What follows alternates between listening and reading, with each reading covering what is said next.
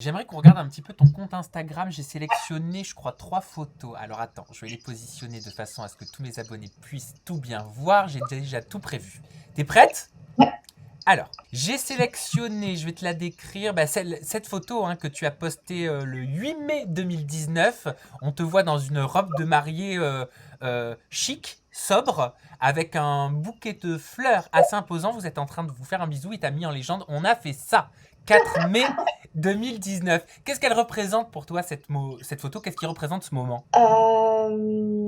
J'adore cette photo. D'ailleurs, c'est la seule que j'ai partagée pour mon mariage, hein. Tu sais que je suis vachement privée quand même, J'ai vu ça. comme nana. Oui. Donc, en même temps, j'aime bien, tu sais, des fois disséminer un peu des petits trucs pour pas cacher vraiment, voilà, ma vie privée. Mais après, j'aime pas trop montrer. Et cette photo, en fait, elle était juste, je trouve, parfaite, juste pour dire, bon, les gars, je vais pas en faire tout un truc, mais je me suis mariée et je suis contente. Et regardez, j'ai trouvé l'homme de ma vie, c'est trop bien, quoi. Donc voilà, cette photo, c'est juste ça. La légende, on a fait ça parce que franchement, c'était un peu fou. On a décidé de se marier. Je crois que c'était genre au mois de janvier, au mois de février. Et tu vois, la photo date du 8 mai. Donc en fait, on a préparé un mariage en genre 2 ou 3 mois. Et ça, tout a été très vite. On l'a fait un peu sur un coup de tête. Et c'est un très beau souvenir cette journée. Et enfin, ouais, évidemment. Après, voilà. Moi, j'ai jamais été dans un délire où le mariage, c'était genre la finalité de ma vie. Moi, mes parents, ça fait genre 35 ans qu'ils sont ensemble. Ils se sont mariés il y a 2 3 ans. Tu vois, donc en fait, j'ai jamais grandi dans un truc où le mariage était une institution qui me faisait rêver. Et d'ailleurs, je pensais même pas me marier. C'était pas un truc dont j'avais envie de me marier. Mm. Mais si je devais me marier, c'était avec Anthony. Et c'était évident, quoi. À ce moment-là, t'étais apaisé ou t'étais en voie de l'être? Mais tu sais, je pense que je serai jamais complètement apaisée parce que ça fait partie de ma nature aussi et j'essaie justement de faire ma paix avec ça. Le fait de me dire, écoute, t'es comme ça, tu seras jamais la meuf la plus sereine, c'est comme ça, j'ai mes démons, j'ai mes parts d'ombre et j'essaie de l'accepter. En fait, mon mariage de l'année dernière, il marque vraiment le début d'une période où j'ai commencé à aller beaucoup mieux. J'ai sélectionné une deuxième photo et comme tu le dis toi-même, en légende, très rare photo de nous trois, capturée dans un parc parisien. Par contre, fallait pas espérer qu'on regarde tout ça objectif non plus. Allez, bisous. C'est vrai que c'est assez rare de vous voir en famille sur ton compte Instagram. Ouais, ouais, parce que alors déjà, mon mari est photographe, c'est un photographe génial, mais en fait, je crois que comme tous les photographes, il n'aime pas trop qu'on le prenne en photo. Donc, il adore prendre les photos, il propose tout le temps de prendre des photos de moi, d'Indy, de toutes les deux, tous les trois, et c'est vrai que c'est beaucoup plus rare. Et puis, ben, je pense que c'est juste aussi pour tous les parents qui ont des enfants qui sont encore très jeunes, essayer de les faire poser pour une photo. Ils en ont rien à cirer, les gamins, tu vois, Instagram, truc, ils s'en foutent, quoi. Et voilà, et c'est vrai qu'on n'a pas trop de photos de nous trois. Et pareil, comme je te disais tout à l'heure, je suis très privée, donc il me dit je veux pas la cacher parce que je vois pas l'intérêt de la cacher et moi j'ai énormément de bienveillance sur les réseaux sociaux. Vraiment, j'ai énormément de chance pour ça. Les gens sont trop cool, ils sont trop cool. Donc je ressens pas le besoin de la couper complètement de mon Instagram, mais la photo du coup représentait bien ça, tu vois. On est là, mais on vous montre un peu, mais pas trop et pas trop souvent. Comment tu l'as rencontré, ton mari? Mais tu sais qu'on sait pas. En fait, on ne sait pas parce que à l'époque, voilà, comme je te disais, quand je l'ai rencontré, je tournais beaucoup, je faisais beaucoup de choses, j'étais tout le temps à droite à gauche. Et Anthony travaillait aussi sur un tas d'événements. Et en fait, on ne sait pas exactement quel jour on s'est rencontrés pour la première fois, parce qu'en fait, il y a plein de moments où il faisait des photos, on se croisait, il faisait une photo, mais on se parlait pas, on se captait pas vraiment, Et tu il t'a vois. déjà, toi, pris en photo quand vous étiez pas ensemble? Mais bien sûr, Oh, c'est pas bien vrai, c'est sûr. fou ça, j'adore les histoires comme ça.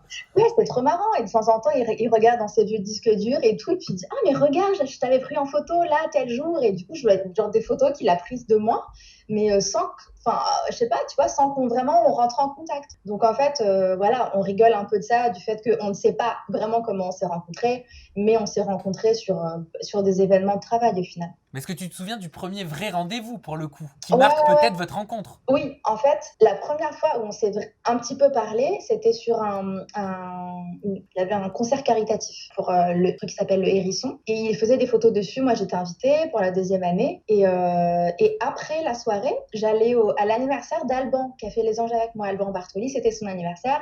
Et Anto était invité aussi. Donc en fait, on s'est retrouvés comme ça un peu la même soirée. Du coup, on a mais très vite fait parler, hein, mais très très peu. Et puis au final, on s'est rendu compte qu'on était un peu dans le même cercle. On s'est recroisés un peu plus tard, etc.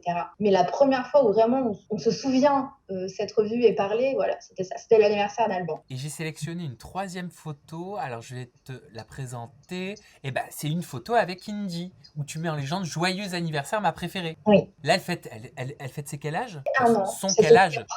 Ouais, c'est ça. 1 an, ok. Et pourquoi Indie? D'où vous est venue avec ton mari l'inspiration? Ah là là, franchement, alors c'est drôle, c'est une question qu'on pose tout le temps aussi. Pourquoi Indy? On s'est pris la tête sur le prénom et tu sais même pas comment.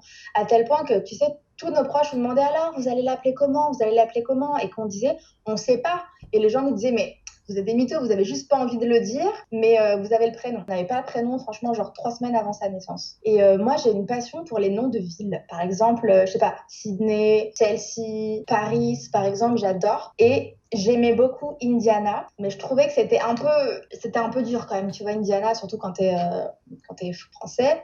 Et du coup, on a fini par chercher des petits diminutifs et c'est tombé sur Indie. Et Indie aussi, ce que j'aime bien dans ce prénom, mais qui nous a décidé, c'est que Indie, par exemple, Indie Music, c'est une, comment dire, c'est une mouvance artistique. Les trucs indie, c'est les trucs qui sont un peu alternatifs, qui sont un peu indépendants, par exemple, comme on dirait dans la musique indépendante. Et du coup, il y avait ce côté un peu libre, tu vois, soit qui tu veux, soit comme tu as envie d'être. Quelles sont les facettes de toi, Mode, que tu as découvertes depuis que tu es devenue maman? J'en ai pas découvert, mais j'en ai qui sont amplifiés. Je pense que c'est plus ça, tu vois, vraiment, quand tu as un enfant, tu apprends à te connaître encore mieux, mais je crois que tu deviens pas quelqu'un d'autre. Et ça, c'est super important, il faut le dire, parce que tu as toujours l'impression que quand tu vas avoir un enfant et que tu vas devenir maman, tu vas devenir une autre personne. Mais non, non, non, je suis toujours exactement la même personne qu'avant, mais juste plus complète, tu vois, j'ai débloqué des niveaux et je me suis pas redécouverte, je me sens vraiment comme moi-même avant, juste en mieux et avec une personne nouvelle et trop cool dans ma vie, tu vois, ma préférée. C'est pour ça que je l'appelle ma préférée, parce que j'ai juste rencontré ma personne préférée de la Terre. Mais ça a peut-être modifié tes inspirations, tu vois, même en tant qu'artiste. Parce que ta vie, elle a un impact au final sur tes textes, sur ta musique, sur ce que t'influes, dans le Oui, rythme que tu veux donner aussi. ouais, carrément, c'est sûr que moi, ma musique s'inspire de ma vie. Après, honnêtement, je vais pas mentir, j'ai pas écrit par exemple, de chansons qui soient dédiées à ma fille, etc. Je pense juste que, je sais pas comment dire, c'est comme si j'étais encore plus moi-même qu'avant. Donc, au final, ce que j'aimais déjà avant, je l'aime encore plus. Ce que j'aimais pas, je l'aime encore moins. C'est juste que je suis devenue quelqu'un qui est plus tranché. Donc, elle m'apporte ça. Et oui, c'est vrai que du coup, la musique que je fais maintenant, c'est plus moi qu'avant. Ça t'a apaisé quand même de devenir maman? Est-ce que ça apaise d'ailleurs de devenir maman ou au contraire? Ah, franchement, je sais pas. Je sais pas. Franchement, c'est très dur de devenir parent. Ça, on pense pas. Les gens ils te disent, vous allez voir, vous allez être fatigué et tout, mais la fatigue, c'est rien. Tu vois, c'est de te rendre compte que tu es responsable d'une vie. Ça, c'est angoissant. Et ça, c'est un truc pour moi, qui est un peu dur à gérer. Me dire, je peux plus faire ce que je veux complètement, tu vois. Mais je dirais pas que c'est apaisant. Je dirais que c'est un point d'ancrage qui est le plus fort que tu puisses avoir. Tu vois, c'est-à-dire que là, à la fin de la journée, il peut s'être passé n'importe quoi pour moi.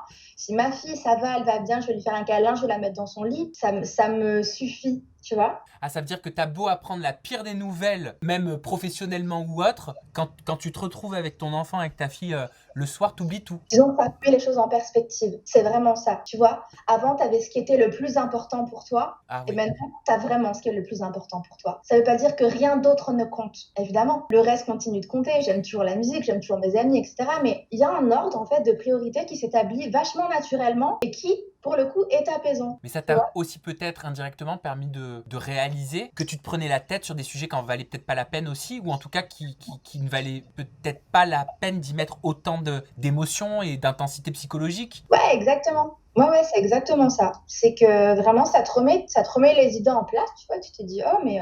Et puis, t'es plus le centre de ton monde. T'es plus l'unique centre de ton monde, tu vois.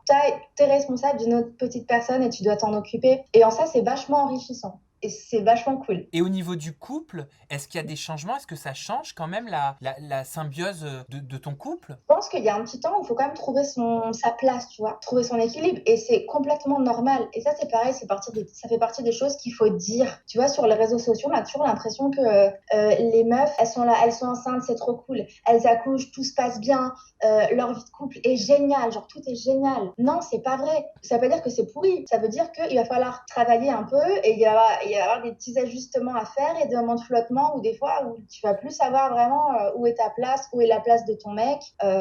Mais personnellement, moi, de toute façon, j'adore mon mari. J'adore mon mari, on s'entend ultra bien. On se dispute très rarement. Honnêtement, nous, d'avoir un enfant, ça nous fait kiffer. On le fait ensemble, on éduque notre enfant ensemble. Je sais pas, c'est un truc de base qu'on voulait faire à deux et qu'on vit à deux. Donc, ça va très bien. Après, au tout début, quand Indy est né, il y avait des moments où, ouais, je pense qu'on se comprenait pas. On comprenait pas pourquoi l'autre réagissait de telle ou telle manière. Mais en fait, c'est juste normal, tu vois. C'est ça qu'il faut retenir au final. C'est normal. Des fois, il y a des trucs qui vont pas, c'est cool, c'est pas grave.